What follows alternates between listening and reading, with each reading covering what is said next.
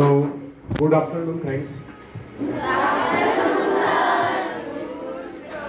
First of all, I am very much thankful to our Honorable Principal, Vidya Aire ma'am, and her colleagues that they have given me an opportunity to deliver motivational speech to the school youth. Today, I am speaking on the peak of success, means सफलता के शिखर.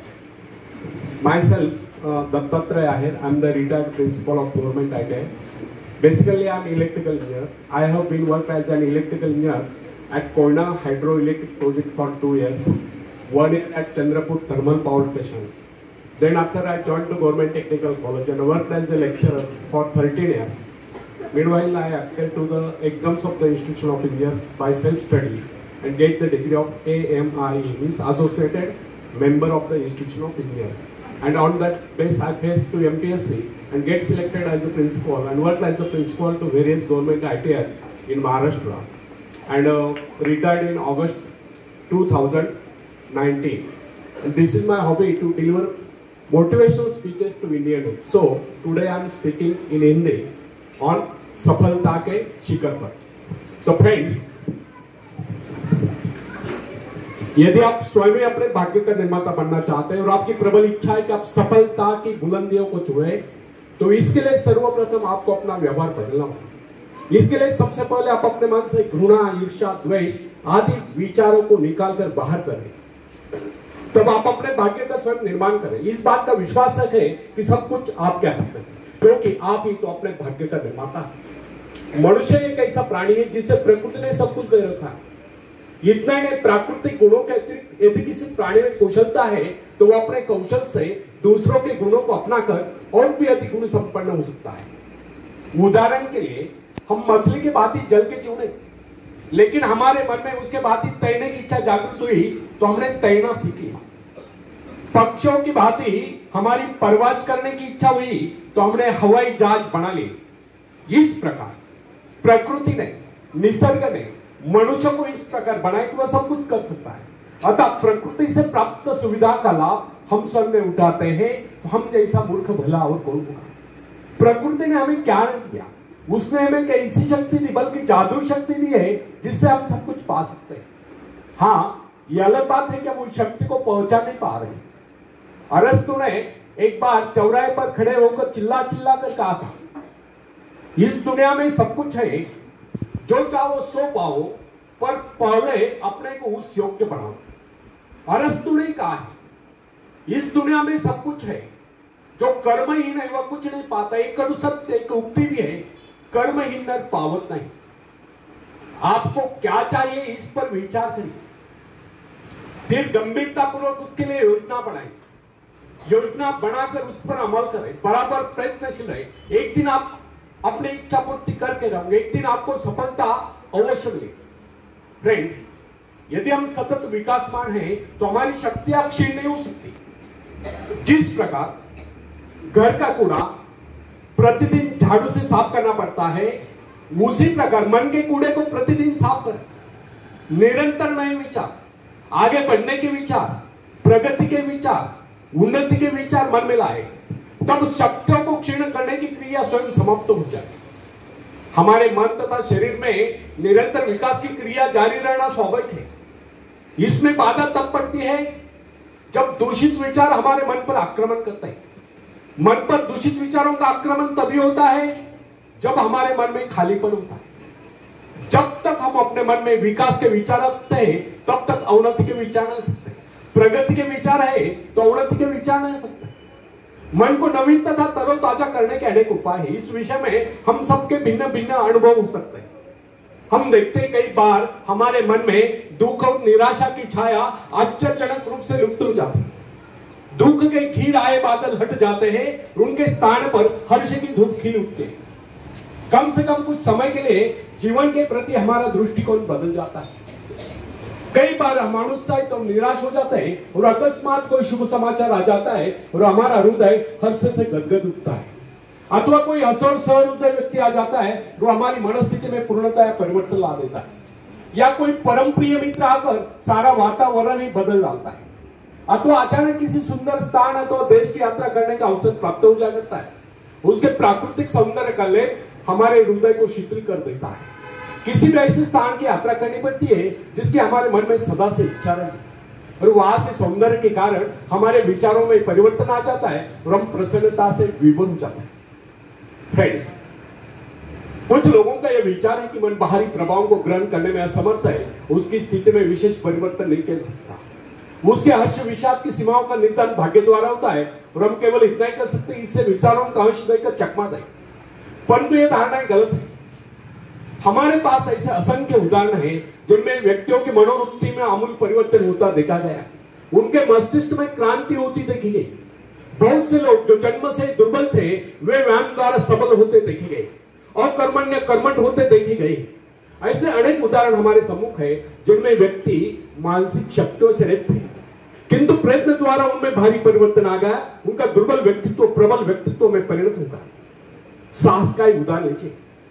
बहुत से सफल व्यक्ति पहले इस गुण से रहित थे।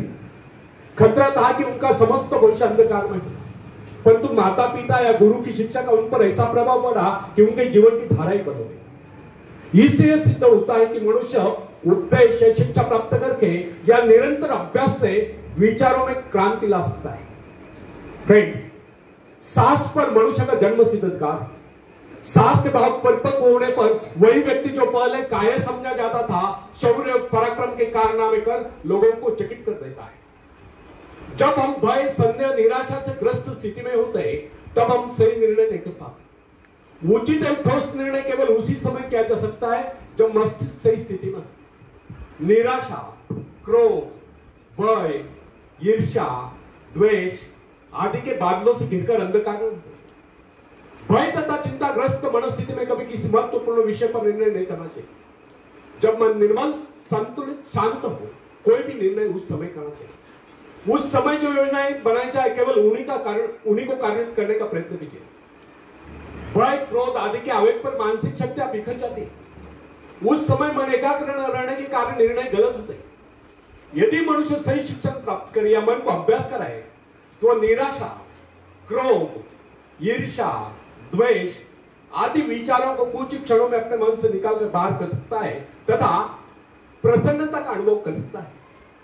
प्रसन्नता, आशा, आकांक्षा, उत्साह इन भावनाओं के आते ही मन का अंधकार दूर हो जाता है। अतः व्यक्ति को चाहिए कि इन रचनात्मक विचारों को हर समय अपने मन में रखे।